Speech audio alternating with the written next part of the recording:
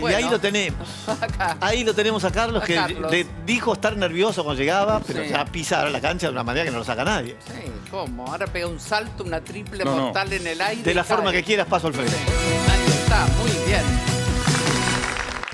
Claro.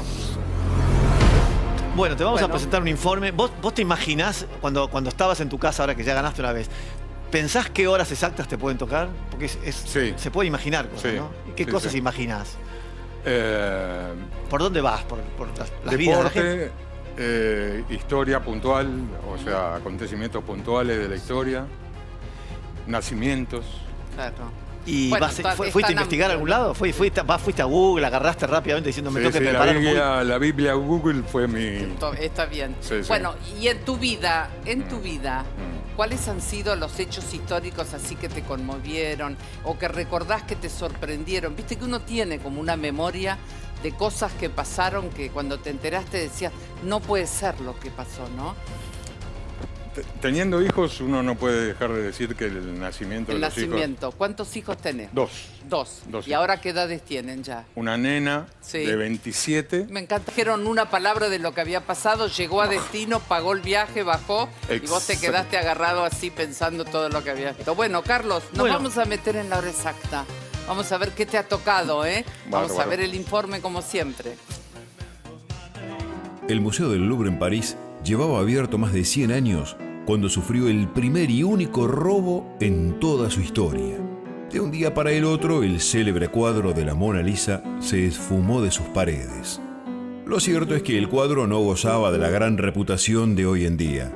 Por supuesto que era una obra importante, la había pintado el gran Leonardo da Vinci, pero se encontraba ubicada en una pared junto a otras obras. Así que esta pequeña tabla de apenas 77 centímetros de alto por 53 de ancho debe agradecerle su descomunal fama posterior a este robo.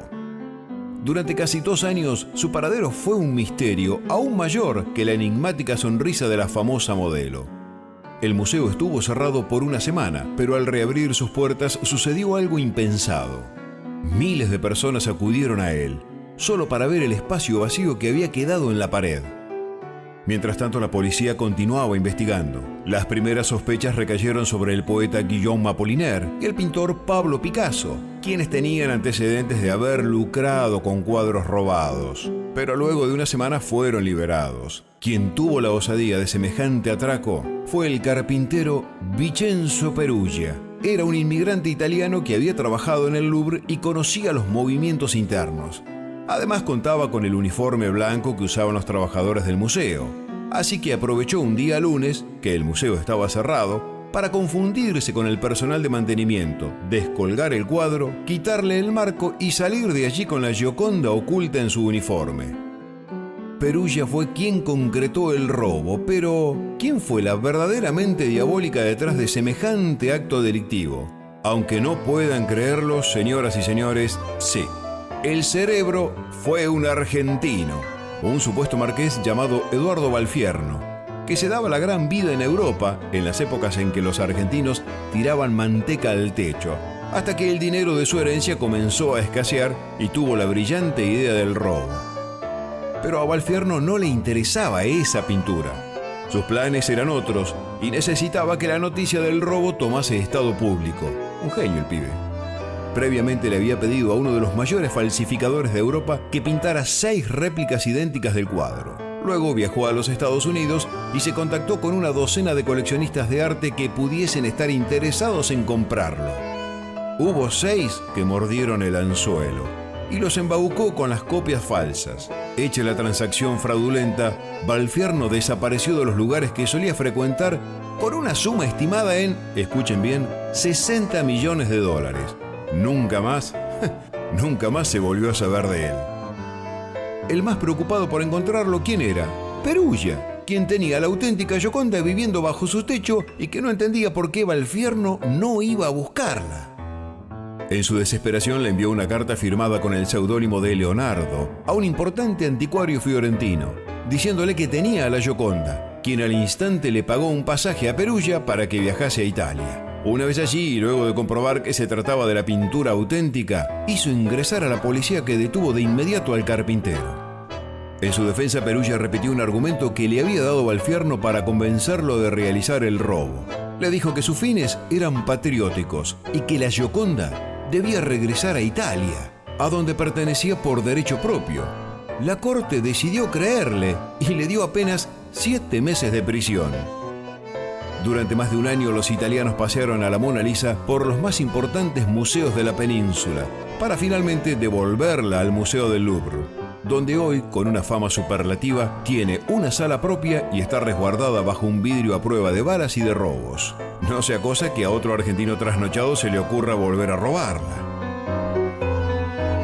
Qué lindo humor. Qué historia. Qué buena historia, porque además el hecho de que vuelva y el tipo se haga millonario con falsificaciones es como que todo vuelve a su lugar y el argentino piola se hizo millonario. Es loquísima la historia. Es loquísima la historia y hay siempre una enorme sorpresa con la gente que ve por primera vez a la Gioconda.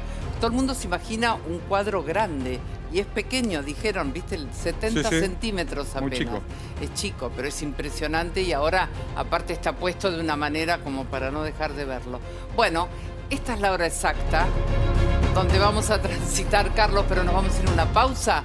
Cuando volvamos empezamos entonces. Dale.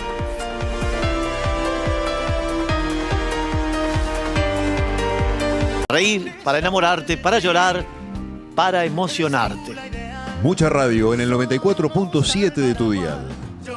Bueno, todo lo que hablamos del robo de la Gioconda, lo mismo que habrá pasado en la casa de todo el mundo también, ¿no? No, además el hecho de que la plata, esos 60 millones de dólares, no provenían de la venta de la Gioconda, sino de las copias que hizo. las Las copias. copias falsas. Ni siquiera Y le aparte, interesaba. como son coleccionistas que compran también en silencio, porque no pueden comprar un cuadro robado Y exhibirlo después. no pueden decir nada tampoco, ni hacer una denuncia. Siempre ¿no? me llamó la atención eso, de los que compran cosas robadas y que no Para las pueden tenerlas mostrar. en su casa y disfrutarlas nada más o bajo 7 llaves, ¿no? Qué loco, ¿no? Y bueno, la manía de atesorar, ¿no? Algo muy Ahí está. egoísta, ¿no? Totalmente, totalmente.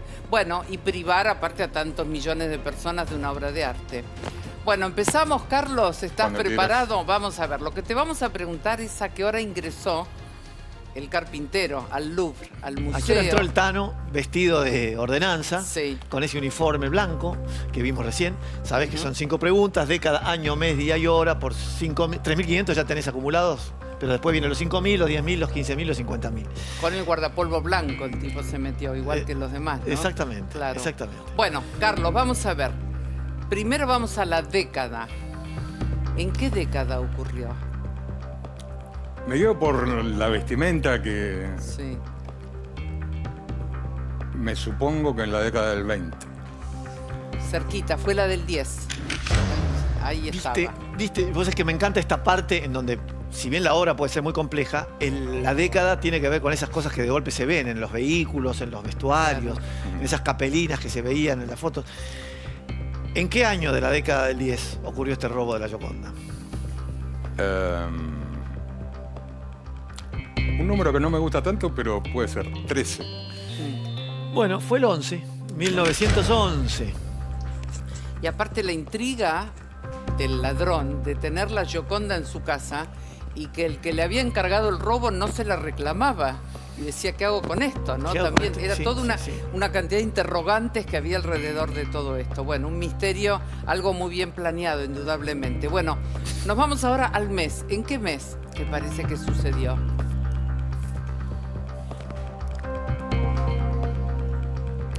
Supongo, porque es puro azar, marzo. Era pleno verano en París, en el Louvre, era agosto. Bueno, ¿qué día de agosto ocurrió ese episodio tan curioso?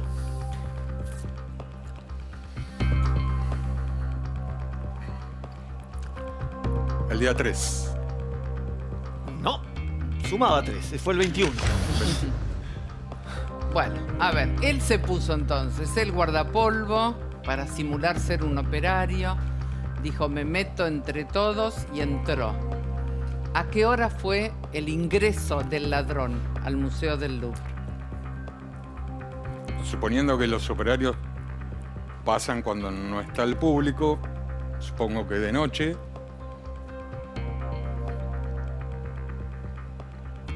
...22 horas. Sin embargo, fue muy temprano, en la mañana. A las 7 era el horario de entrada. Estaba cerrado el Y a las museo, decía el 7. informe. Claro,